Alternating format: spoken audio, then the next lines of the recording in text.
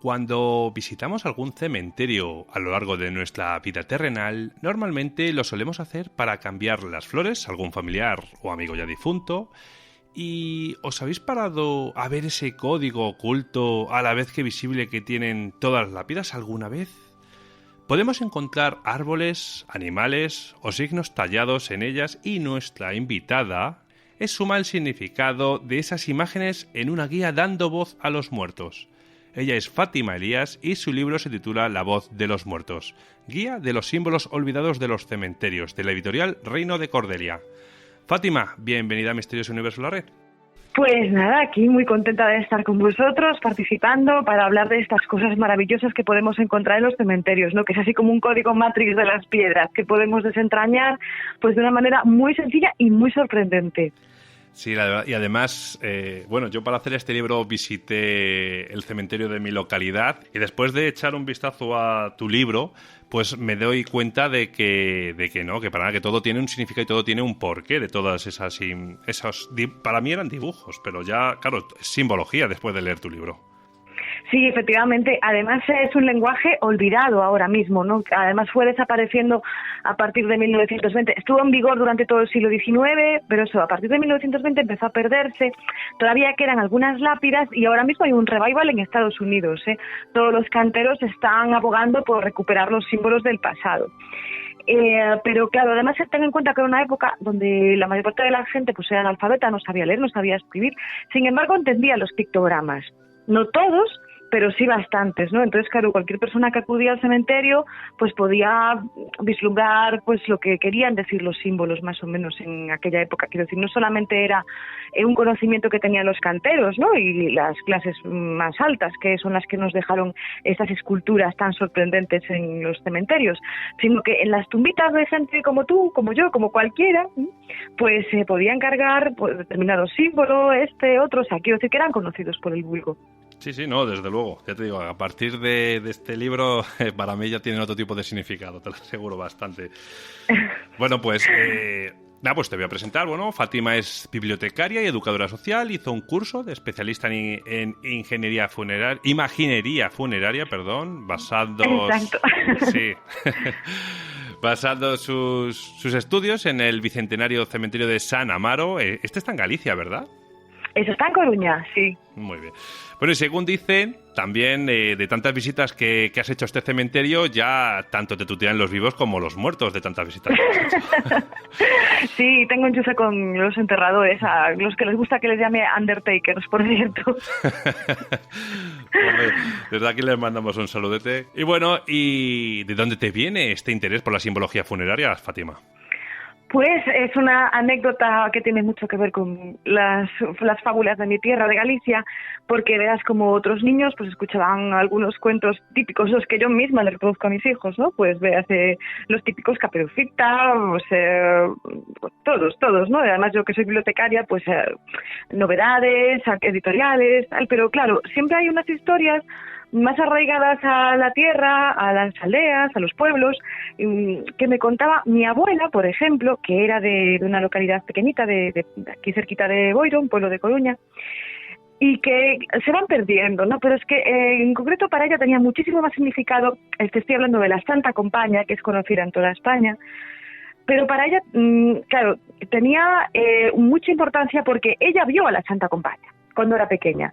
Es decir, ellos estaban haciendo un recorrido con su familia, era pequeña, tenía unos 5 años, y salían de madrugada para ir a la feria, ¿no? Al feirón, como le llamáis vosotros, ¿no? Al mercado. Claro, salían temprano pues con los bártulos para vender, pues con verduras, con los animales, para hacer intercambios. Entonces se juntaban pues allí los vecinos de Chancelas para ir todos juntos, ¿no? Atravesando el campo. Y entonces escuchaban pues como un coro, imagínate, pues ella ahora mismo lo recordaba como algo así como gregoriano, o sea, escuchaban unas voces, no se oían ni ramitas ni nada, ¿no? Simplemente pues eran unas velillas que iban pululando a través del bosque y unos cánticos. Entonces, cuando pues decían los vecinos, está la Santa Compaña. Entonces ella recuerda que echaban sal alrededor porque ya iban preparados, que se metían dentro de un círculo de sal, que su madre la agarraba a la cabeza y que se la ponía contra el suelo, que recuerda el olor del petricor, de la hierba mojada, que recuerda el olor del culo de las gallinas. O sea, es que ella lo tenía tan vívido en su momento. Y claro, yo le preguntaba otra vez, abuela, cuéntamelo de nuevo. Como me vio así ya después un poco chaladilla, no se le volvió a repetir a ninguno de los nietos. Pero conmigo ya le llegó, porque yo después iba buscando por el cementerio, también era pequeña, iba buscando por el cementerio de allí de la localidad, ¿no?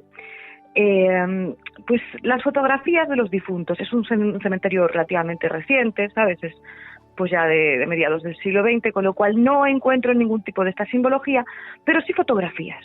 Entonces yo miraba también pequeña a ver quiénes podían estar más cansados, ¿sabes? Y entonces yo pensaba que esos habían salido la noche anterior, que formaban parte de la Santa Compañía.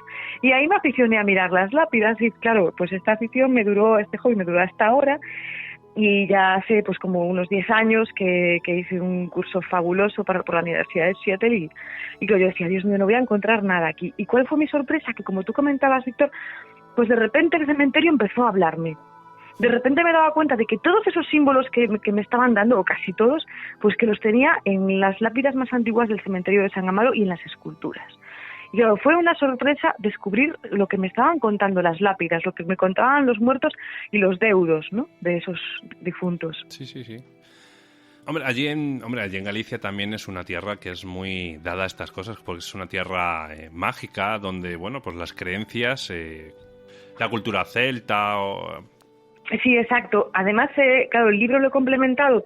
A ver, soy bibliotecaria, entonces por de formación profesional, ¿sabes? He metido muchas citas literarias que tenían que ver con cada símbolo. Pero es que además lo he enriquecido con etnografía de la muerte. Porque como bien dices, aquí en Galicia pues tenemos muchísimo arraigo y tenemos muchísimas creencias pues en determinados animales, en determinados objetos pues que están conviviendo con la muerte, ¿no? Y entonces pues en esos símbolos, pues por ejemplo el ojo, el búho, por decir unos poquitos, los velos, claro, he integrado esas creencias en el libro, ¿no?, contando anécdotas, y también de Extremadura, porque como mi marido es extremeño, pues me lo he pasado pipa indagando en Extremadura, que también tienen pues muchísima tradición. Sí, bueno, yo tengo familia allí en Extremadura y el tema de pero allí, por lo menos por la zona donde tengo yo la familia, creen más en el tema de la brujería negra, en los mal de ojos, ¿sabes? Y creen de verdad en ellos. O sea, son conscientes de que si te hacen ese mal de ojo, pues lo vas a pagar y tal. Y el tema del espiritismo, la ouija, y vamos, creen a pie juntillas que eso es real y de hecho, vamos, muchos conozco que dicen haberlo sufrido, ¿eh? O sea que también es otra tierra. Sí, eso es algo que compartimos. Sí, lo que pasa es que yo en donde yo he estado, en la comarca de la Siberia, que procuro ir un par de veces al año porque me fascina, pues hay mucha creencia pues en las luminarias, ¿sabes? Estas luces que aparecen y que persiguen a la gente, pero además pues eso, pues mucho mito alrededor de la muerte también.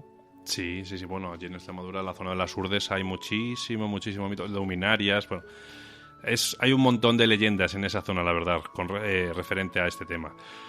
Pero bueno, pues nada, pues Fátima, en tu libro, La voz de los muertos, podemos decir que es un libro de consulta, como un libro tipo diccionario, donde podemos ir con ellos cuando vamos a hacer una visita a algún cementerio, deberíamos de ir con ellos. Y gracias a estos símbolos perfectamente dados, quizás podríamos conocer la vida que tuvo el difunto, ¿no?, en estas lápidas.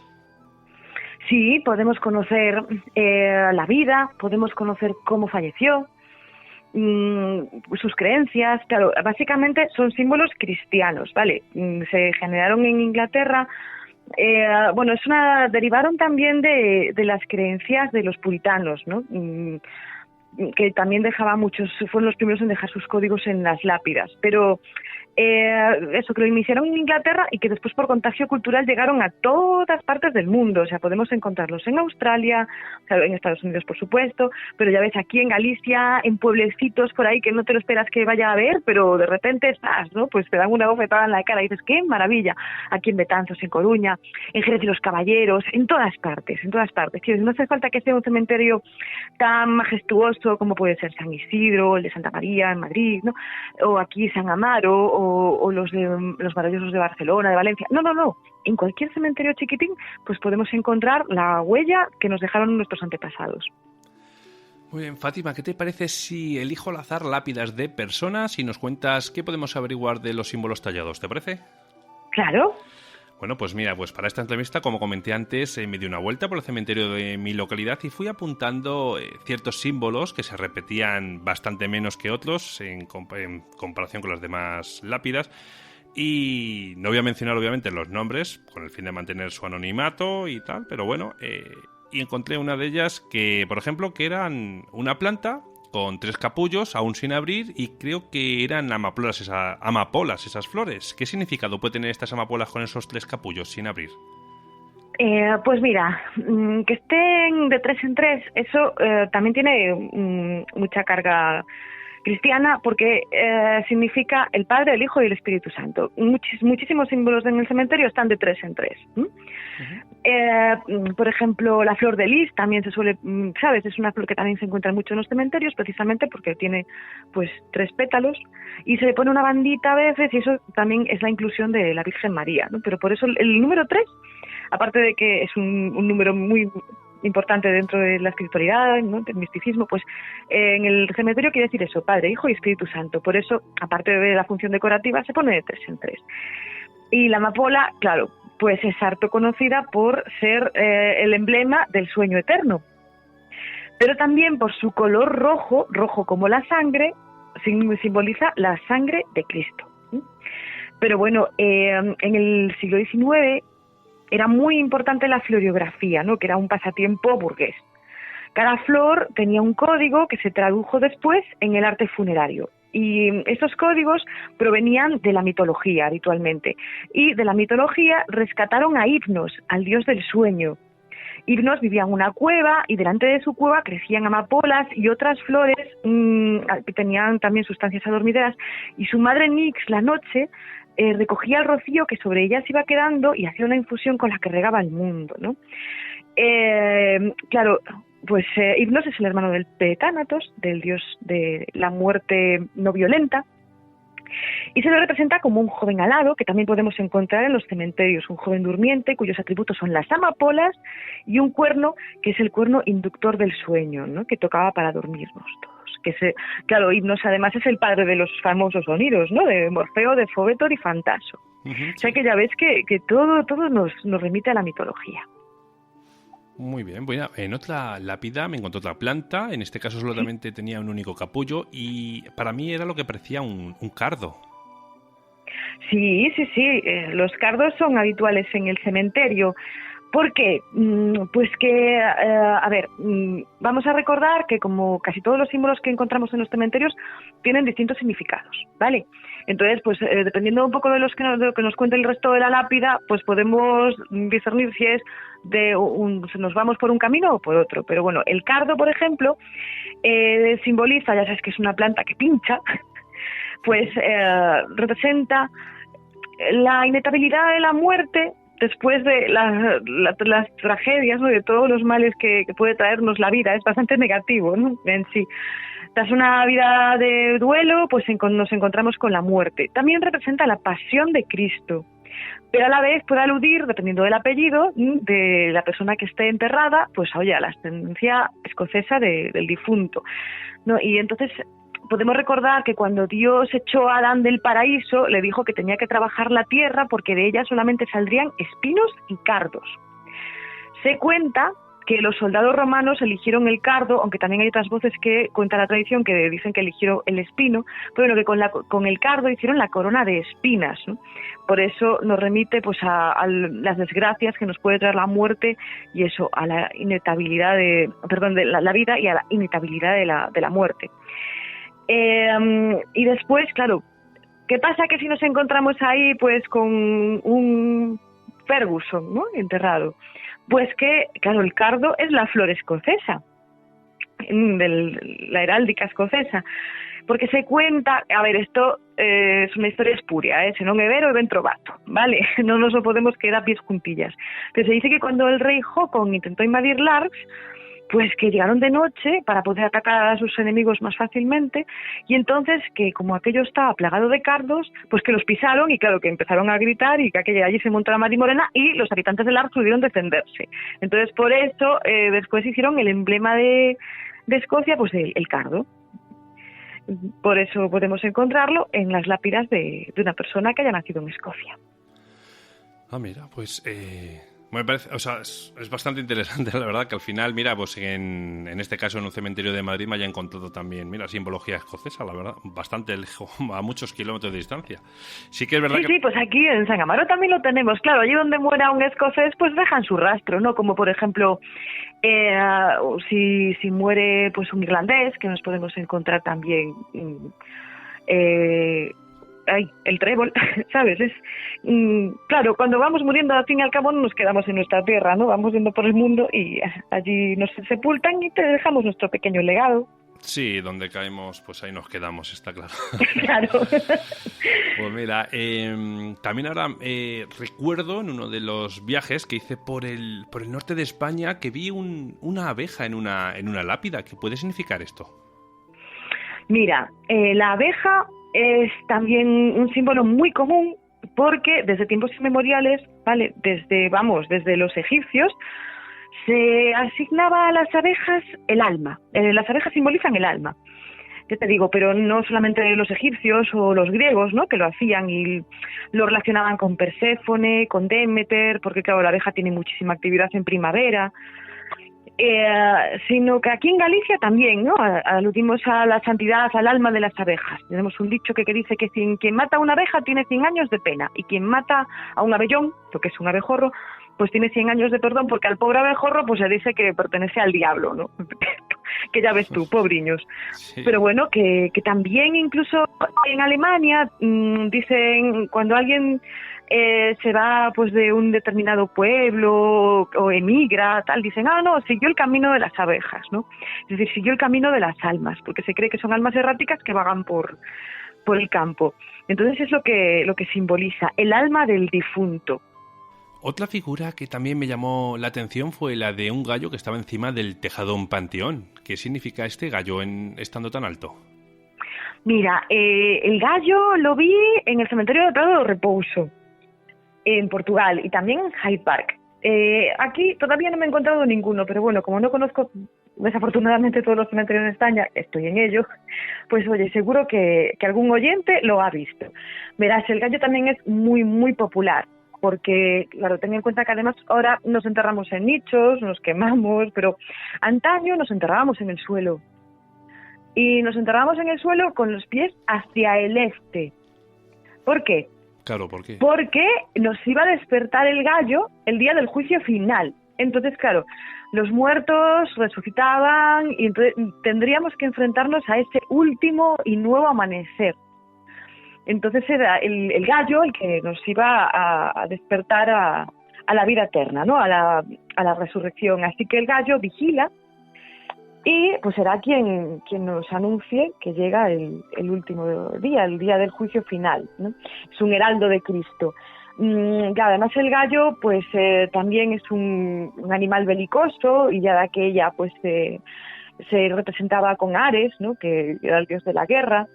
Y fíjate que hasta la Edad Media, donde ya estas creencias empezaron a perseguirse por la Santa Iglesia Católica, pues los gallos eran pobriños, ¿no? Eran un símbolo de fortuna, entonces eran sacrificados y se enterraban debajo de las casas que se construían, para que alejasen el mal y diesen fortuna.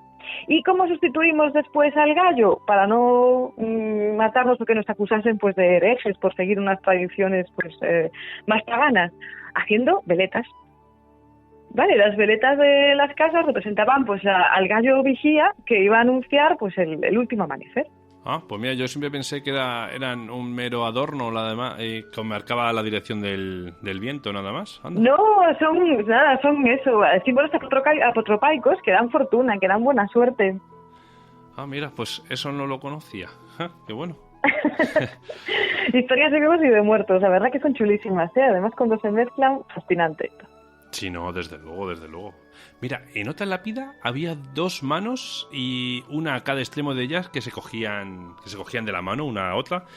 Y una claramente era la de un hombre por el puño de la camisa cerrada con gemelos y la otra era la de una mujer porque llevaba el puño de una camisa o blusa más abierto. Y bueno, a priori diría que podría ser una pareja enterrada allí, pero solo aparecía el nombre de una única persona. ¿Qué puedo interpretar yo con esa imagen? Mira, habitualmente es un entierro de 2 personas, ¿vale? Es una tumba de 2 personas. Si solamente hay una, claro, como son los deudos los que generalmente elegían los símbolos, no el finado, puede ser una representación de la otra persona que lo estaba esperando arriba. Las manos juntas son un saludo en el cielo. A ver, a veces representan una despedida, ¿no? Yo los he visto también en Hyde Park que ponían goodbye, es una despedida, claramente. Pero se suelen poner para recibir a la otra persona en el cielo. Uno ha fallecido y el otro recibe. En este caso, pues como bien has visto, es un matrimonio. Además es muy, muy habitual encontrarlo, ¿no? La mujer con esos puñitos calados, que además es un trabajo muy fino de cantería, y el hombre con la camisa. Además tiene una curiosidad muy chula, que es que quien tiene el pulgar por encima de la otra mano es el que recibe. Es decir, es el que primero murió, y así podemos saber si fue el hombre o fue la mujer, y está recibiendo pues a su amado en el cielo. Aquí en San Amaro pues lo tenemos muy clarito, está superpuesto a una nube, ¿sabes? La nube tiene una cruz, es decir, ya es el paraíso, no es una despedida terrenal, sino es el encuentro celestial. Y también lo he visto pues eso, en el cementerio de Betanzos, de Madrid, es habitual encontrarlo y es muy bonito ese símbolo, muy, muy clarito y la verdad que, bueno, pues reconforta, aunque no creas, reconforta. Sí, hombre, porque al final está, o sea, como bien comentas, bueno, pues te está esperando tu ser más amado, más querido en tu vida terrenal, te está esperando en el cielo, te está cogiendo de la mano para tirar de ti hacia allí. Claro, al final lo que queda es el amor. Sí, desde luego, tras la muerte no hay otra cosa. Bueno, pues Fátima, si yo me encuentro un triángulo con un ojo dentro muy similar al ojo de Dios, que todo lo ve, ¿qué significado puede tener esta imagen? Pues sí, es el ojo de la providencia, es el ojo de Dios que todo lo ve, lo has dicho perfecto. A ver, generalmente yo aquí en San Amaro pues hago visitas con los usuarios de la biblioteca y más de uno, pues influenciado por las novelas de Dan Brown o vete a saber qué, ¿sabes? Pues me dicen, es masón, ¿sabes? Que tampoco le doy mayor importancia, quiero decir, para mí pues la masonería pues es una asociación que se puede ver más o menos mistérica dependiendo de lo que hayas leído, pero bueno, que se dedican ahora mismo a la filantropía y chispún, ¿sabes? Que bueno. Puede ser masón el símbolo, pero aquí en San Amaro está clarísimo que no, que es un símbolo cristiano, que desde tiempos inmemoriales pues representa a la Santísima Trinidad si está encerrado dentro de un triángulo. Y si además tiene un círculo, como es aquí el caso de la tumba que yo conozco, pues representa como la rueda, pues la eternidad de Dios, ¿vale? Y nuestra eternidad a la vez, pero en este caso pues se refiere a Dios, ¿no? Dios uno y trino. Y además este símbolo pues tiene rayos que representan la gloria de Dios. Quiero decir, no tiene nada que ver con la masonería. Si fuese masón, no, que también podemos reconocerlo porque ellos le ponen unas nubes. Pues el ojo representa, es una puerta de entrada entre este mundo y el siguiente, ¿no?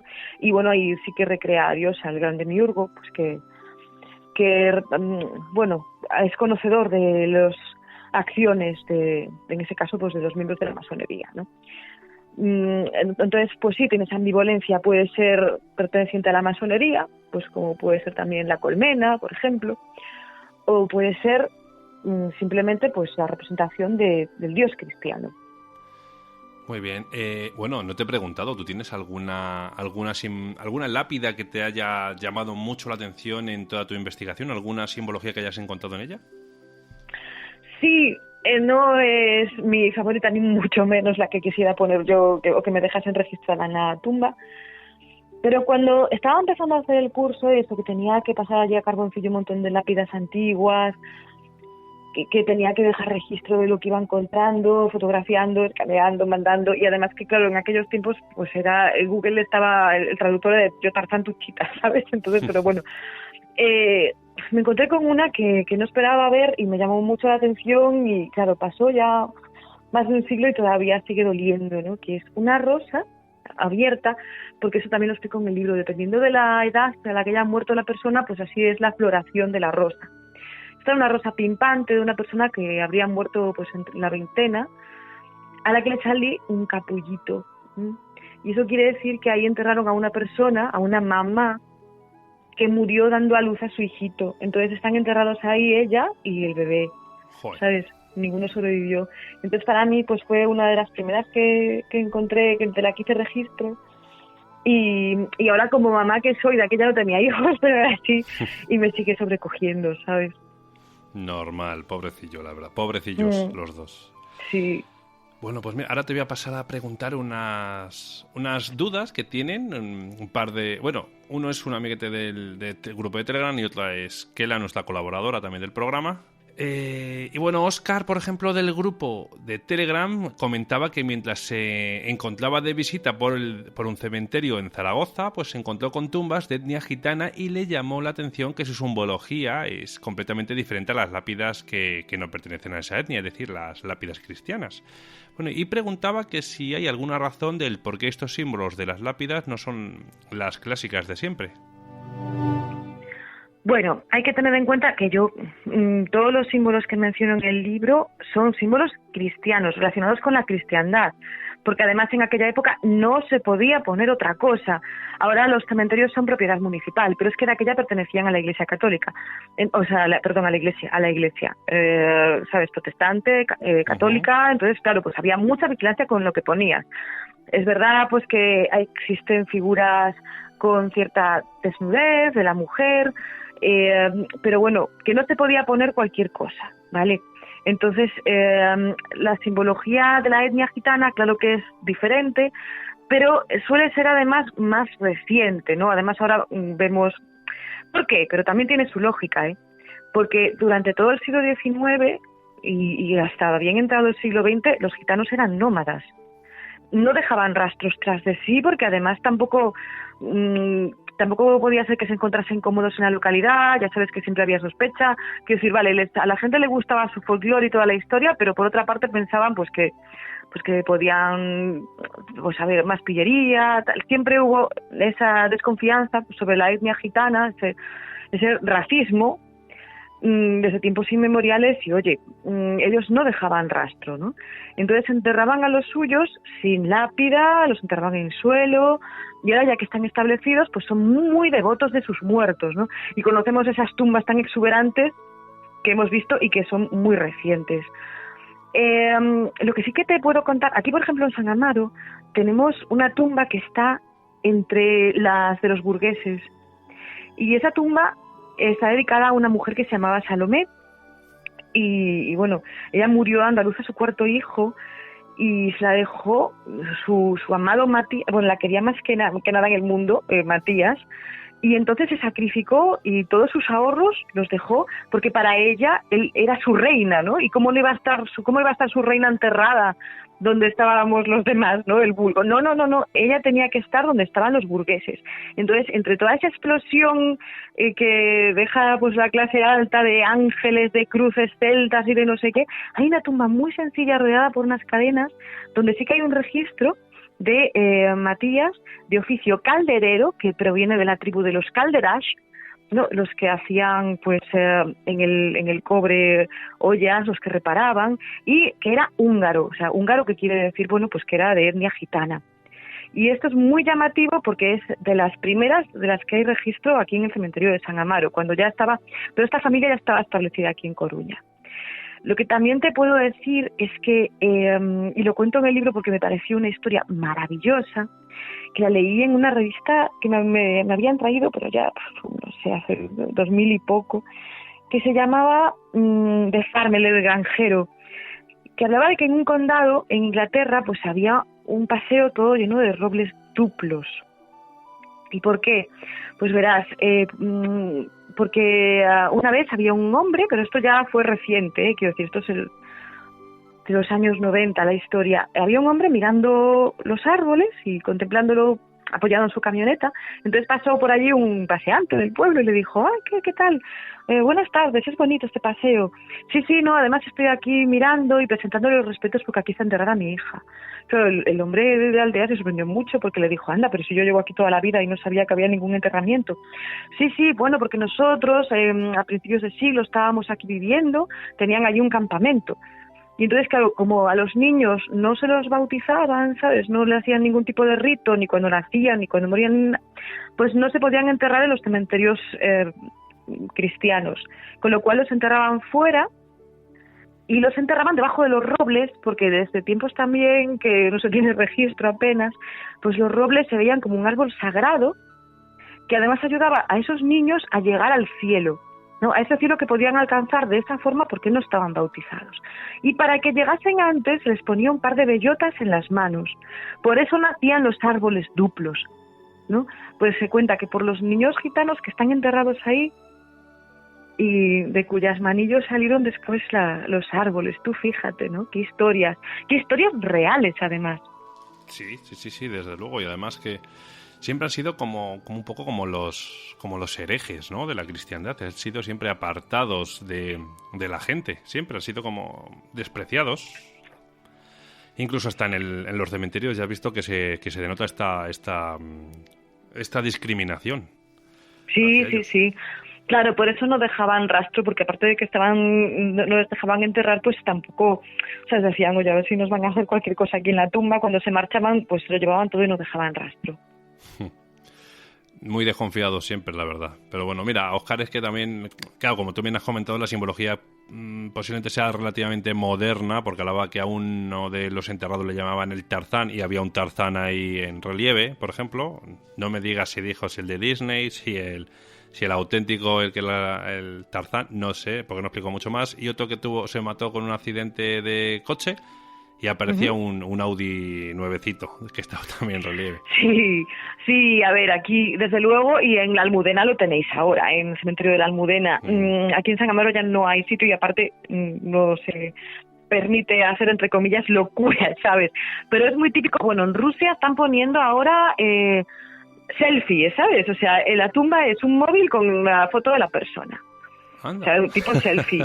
Y se están haciendo verdaderas locuras, ¿no? Pues en Estados Unidos pues hay otra que es un grifo de cerveza, que era lo que con una silla, ¿no? Que era lo que más le gustaba hacer a la persona, estar en la barra del bar. O sea, ahora mismo, si tienes sitio, ¿no? Y eso que también requiere dinero. Sí. Y eso, para hacerte la sepultura, vamos, el límite ahora es la imaginación, con más o menos fortuna, porque las hay muy vulgares. Sí, hombre, al final está claro que morirse no es gratis, ni barato, ni mucho menos. Así. No, ni aunque quieras ponerte una lapidita sencilla, no, lo que es el nicho es carecho. Bastante, sí, está claro. Tenemos que pagar hasta cuando morimos.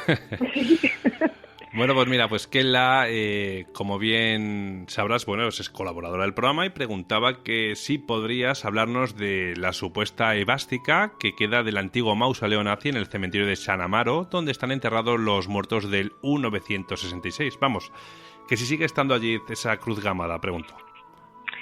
Pues mira, bueno, primero un beso enorme que le quiero mandar a Kela, a la que le tengo muchísimo cariño, y comentarle que se llama mausoleo nazi porque esto yo creo que salió en La Voz de Galicia o algo así y se le puso el término mausoleo, pero de mausoleo realmente no tenía nada, ¿vale? Los mausoleos en los cementerios, que no tienen nada que ver con el del sátrapa Mausolo, ¿no? Que era una de las 7 maravillas del mundo antiguo.